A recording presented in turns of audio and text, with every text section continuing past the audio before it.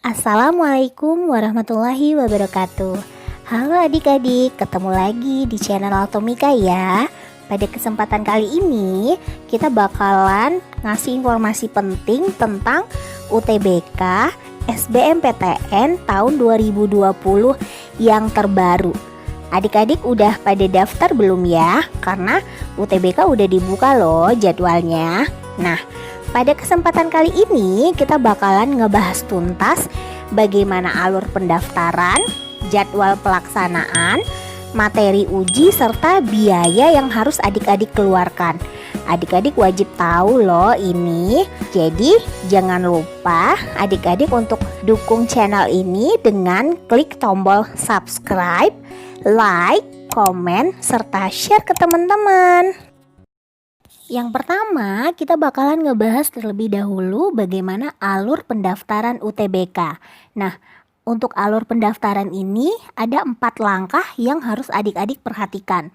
Yang pertama, peserta mendaftar UTBK melalui laman portal di portal ltmpt.ac.id. Kemudian, yang kedua, adik-adik harus memilih pusat UTBK di kota masing-masing. Jadi, pastikan kota yang adik-adik pilih adalah kota tempat adik-adik berada sekarang. Yang ketiga, peserta melakukan pembayaran melalui Bank Mitra.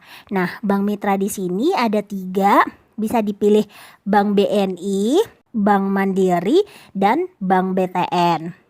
Setelah dibayar, maka masuk ke tahap yang keempat, yakni peserta mendapatkan nomor peserta. Setelah mendaftar UTBK, maka peserta dapat mendaftar SBMPTN. Nah, di sini ada 5 jalur yang adik-adik harus perhatikan. Yang pertama, pastikan dulu adik-adik sudah mendaftar UTBK. Kemudian, yang kedua, nanti adik-adik bisa memilih program studi. Dan ingat, di sini pilihan program studi itu tidak boleh lintas antara PTN dan Politeknik. Maksudnya apa? Misalnya pilihan pertama adik-adik mengambilnya di perguruan tinggi negeri, kemudian pilihan yang kedua adik-adik ada ngambilnya di Politeknik. Nah, hal ini tidak boleh dilakukan ya. Jadi, program studi yang dipilih itu harus PTN dengan PTN atau Politeknik dengan Politeknik. Setelah langkah yang kedua, adik-adik lanjut lagi ke langkah yang ketiga, yakni adik-adik harus mengupload portofolio jika memang disyaratkan oleh program studi. Jadi, portofolio ini merupakan suatu syarat khusus dan biasanya dicantumkan pada program studi masing-masing. Kalau memang program studinya tidak meminta portofolio, maka ini bukan kewajiban ya. Tahapan yang keempat, yakni nanti adik-adik akan mendapatkan nomor peserta. Setelah itu adik-adik harus cross check lagi ya. Cross check lagi semua datanya dan pastikan sudah benar.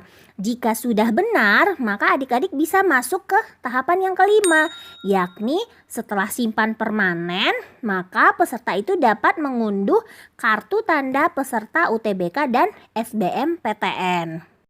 Selanjutnya, kita bakalan menjelaskan jadwal pelaksanaan UTBK.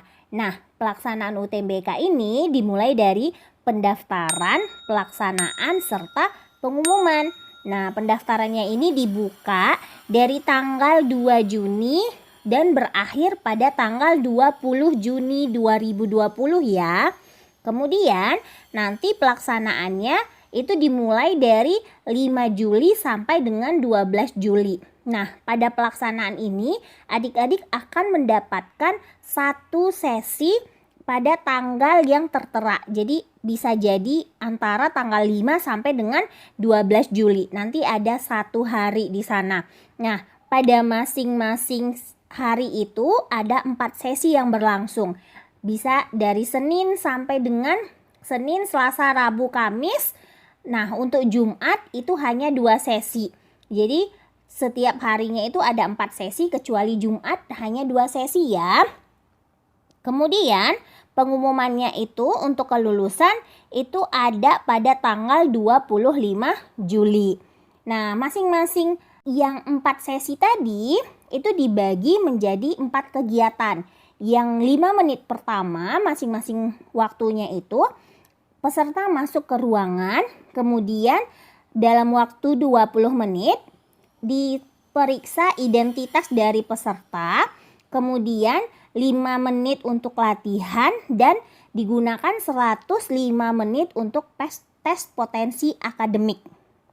Jadi sesinya itu dibagi 4. Sesi yang pertama dimulai pukul 7 pagi, sesi yang kedua dimulai 9.45, sesi yang ketiga 12.30 dan sesi yang keempat adalah 15.30.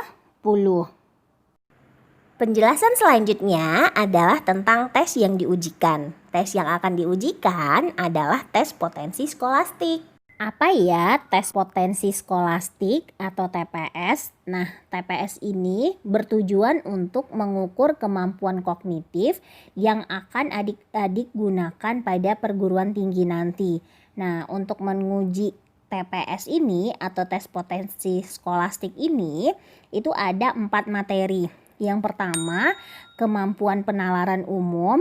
Yang kedua, kemampuan kuantitatif. Nah, untuk kemampuan kuantitatif ini nanti adik-adik bakalan diuji matematika dasar. Dan yang ketiga ada kemampuan dan pemahaman umum. Serta yang keempat ada kemampuan memahami bacaan dan menulis. Nah, dari keempat materi uji ini, sebagian soal tersebut akan disajikan dalam bentuk bahasa Inggris. Untuk kemampuan kuantitatif, adik-adik bisa ngecek video kita sebelumnya.